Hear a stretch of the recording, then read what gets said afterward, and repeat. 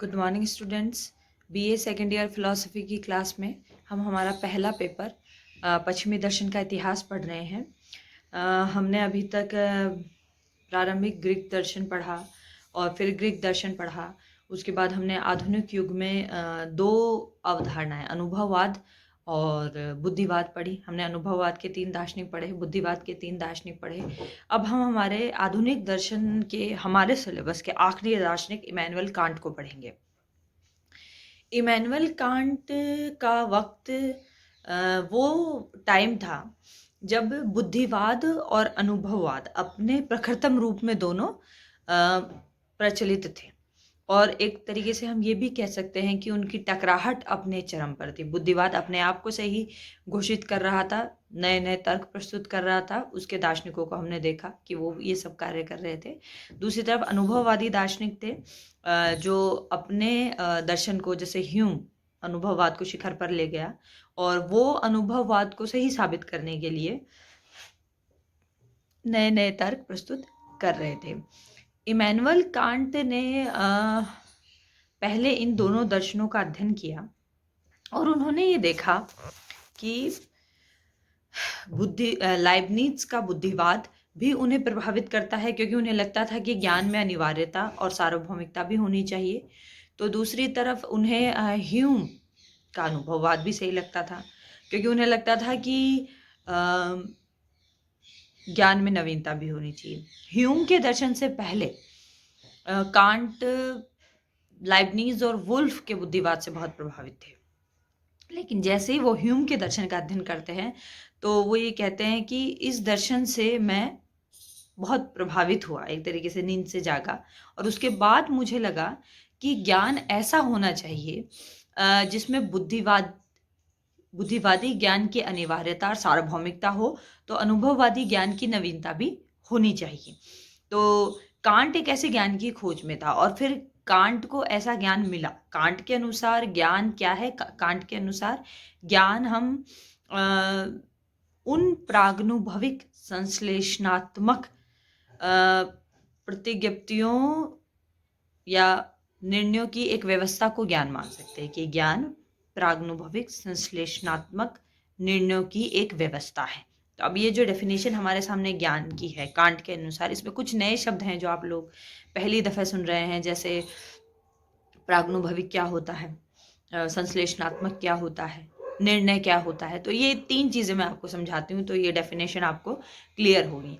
जैसे सबसे पहले तो हम ये समझे कि निर्णय क्या होता है। कांट ये बताते हैं कि निर्णय उन प्रतिज्ञप्तियों को कहते हैं जिसमें एक उद्देश्य होता है और एक विधेय होता है। तो उद्देश्य और विधेय के संबंध को जो प्रतिज्ञप्ति अभिव्यक्त करती है उसे हम निर्णय कहेंगे।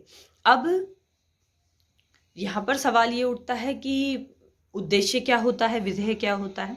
तो देखिए, ये उद्देश्य वो उद्देश्य नहीं है जिसे हम ये कहते हैं कि हमारे जीवन का जो उद्देश्य है वो ये प्रयोजन के अर्थ में उद्देश्य नहीं है, लक्ष्य के अर्थ में उद्देश्य नहीं है। ये उद्देश्य का मतलब यहाँ पर है कि मान लीजिए कोई कथन है, उस कथन में जो सब्जेक्ट होता है उसे उद्देश्य कहते हैं, जिसके बारे में हम बात करते हैं, और विधेय जिसके उद्देश्य के बारे में जो बात की जाती है उसको विधेय कहते हैं। जैसे एग्जाम्पल से समझते हैं, मान लीजिए हम ये कहें फूल सफ़ेद है, तो यहाँ पर फूल उद्देश्य है क्योंकि हम फूल के बारे में आगे बताने वाले हैं कि फूल कैसा है, और ये तो हो गया उद्देश्य जिसके बारे में बताया जाता है, और जिसके बारे में जो बताया जाता है, जो विवरण दिया जाता है, उसको विधेय कहते हैं। कि जैसे आगे जाके हमने कहा कि फूल सफ़ेद है, तो ये सफ़ेद होना क्या है?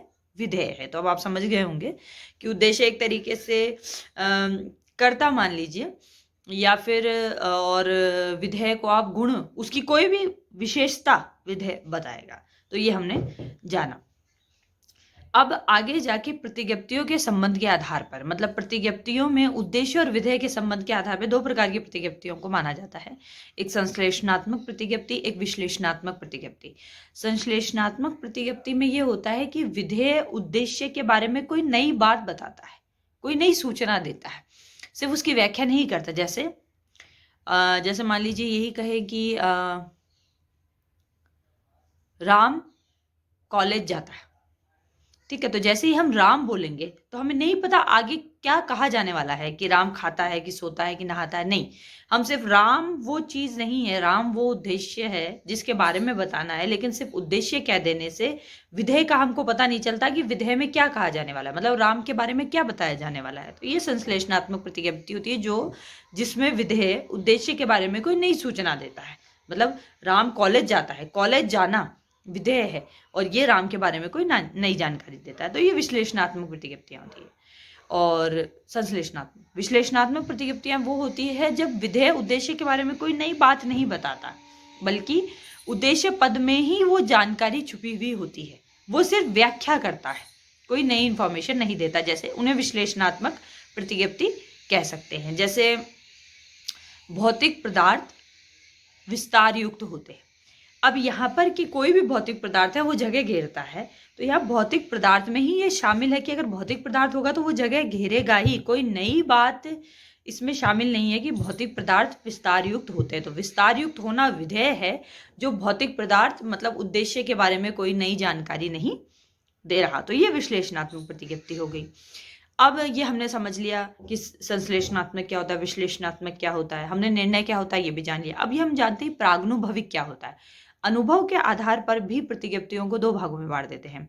एक प्रागनुभविक होती है प्रतिज्ञप्ति, एक अनुभविक प्रतिज्ञप्ति होती है। प्रागनुभविक जैसे नाम से पता चलता है, अनुभव से पूर्व की प्रतिज्ञप्तियों को या अनुभव से पूर्व का कोई भी ज्ञान होता है। तो ऐसा ज्ञान कौन सा होता है जिसमें हमें अनुभव से ना हासिल हो।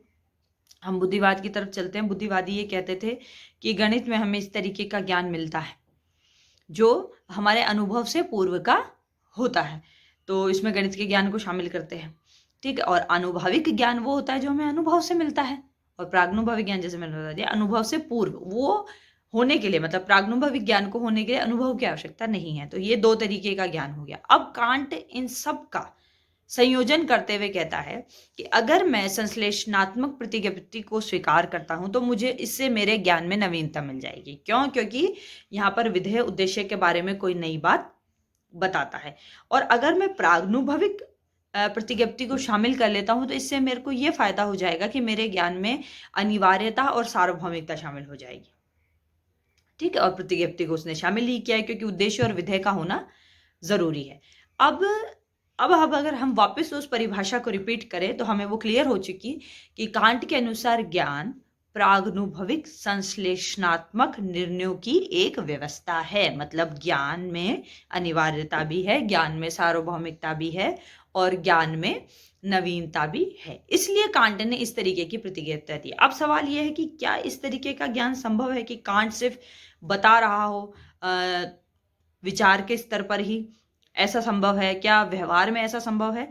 तो कांट कहता है कि इस तरीके का ज्ञान हमको गणित और भौतिकी में मिलता है और तत्व मीमांसा में इस तरीके का ज्ञान नहीं मिलता। तो किस तरह कांट ये बताता है कि गणित और भौतिकी में ये प्रागनुभविक संश्लेषणात्मक ज्ञान मिलता है और कैसे तत्व मीमांसा में या दर्शन के क्षेत्र में ये संश्लेषणात्मक प्रागनुभविक ज्ञान नहीं मिलता, ये हम नेक्स्ट क्लास में देखेंगे। कांट ऐसा फिलोसफर है जो एक तरीके से अनुभववाद और बुद्धिवाद का समन्वय कर देता है। इसे समीक्षावादी दार्शनिक भी कहा जाता है। मतलब बुद्धिवाद में जो तार्किक बातें थी उसे इसने स्वीकार किया और जो दोष थे उन्हें दूर किया या उन्हें नहीं स्वीकार किया। दूसरी बात